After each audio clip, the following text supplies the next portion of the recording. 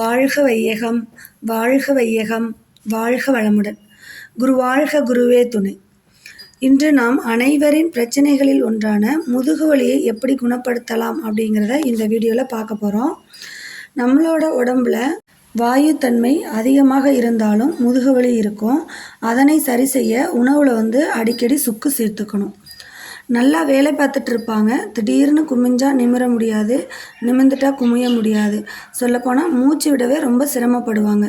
இந்த மாதிரி உள்ள ப்ராப்ளத்துக்கு கருப்பு எள்ளு, கருப்பு உளுந்து, கேழ்வரகு அடிக்கடி உணவில் சேர்த்துக்கணும். வாரத்தில் 2 நாள் எள் உருண்டை, எள் துவையல் செய்து சாப்பிடலாம். கருப்பு உளுந்தை வச்சு உளுந்தங்களி, உளுந்தங்கஞ்சி செஞ்சு சாப்பிடணும். கேழ்வரகு கஞ்சி, கேழ்வரகு தோசை இதெல்லாம் நாம் அடிக்கடி உணவில் சேர்த்துக்கணும். பெண்களுக்கு பொதுவாக முதுகு வலி அதிகமாக இருக்கும். அதற்கு காரணம் வீட்டில் உள்ள வேலை பளு, குழந்தைகளை பராமரித்தல். அது மட்டும் இல்லாமல் லேடிஸுக்கு டெலிவரி டைமில் முதுகில் ஒரு இன்ஜெக்ஷன் போடுவாங்க.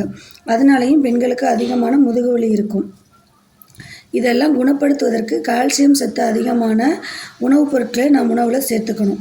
நெக்ஸ்ட்டு முதுகு வலியை குணப்படுத்த உதவக்கூடிய யோகாவையும் பார்க்கலாம். அதமுக்த சாவாசனம். இந்த ஆசனத்தை டெய்லி ஒரு 5 நிமிடம் செய்தல் வேண்டும். நெக்ஸ்ட்டு 2வது ஹஸ்த உட்டானாசனம். இந்த ஆசனத்தையும் டெய்லி ஒரு 5 நிமிடம் செய்தல் வேண்டும். இந்த 2 ஆசனங்களை செய்த பின் ஒரு 5 நிமிடம் ஒரு சின்ன எக்ஸசைஸ் செய்யணும். ரொம்ப ஈஸியான ஒரு எக்ஸசைஸ் தான். கீழே குனிந்து காலை தொடணும், பின் நிமிர்ந்து கைகளை மேலே உயர்த்தவும். இதுபோல் ஒரு 10 டைம்ஸ் செய்தாலே போதுமானது. தொடர்ந்து ஒரு 45 நாட்கள் இதுபோல் யோகா, எக்ஸசைஸ், இந்த உணவு நடைமுறை இதெல்லாம் செய்தாலே முதுகு வலி குறையிறத நம்மளால் உணர முடியும்.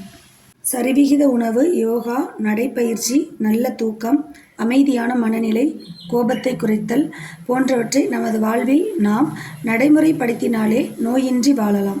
ஆசனங்கள் செய்வோம், ஆரோக்கியமாக வாழ்வோம். நன்றி, வணக்கம்.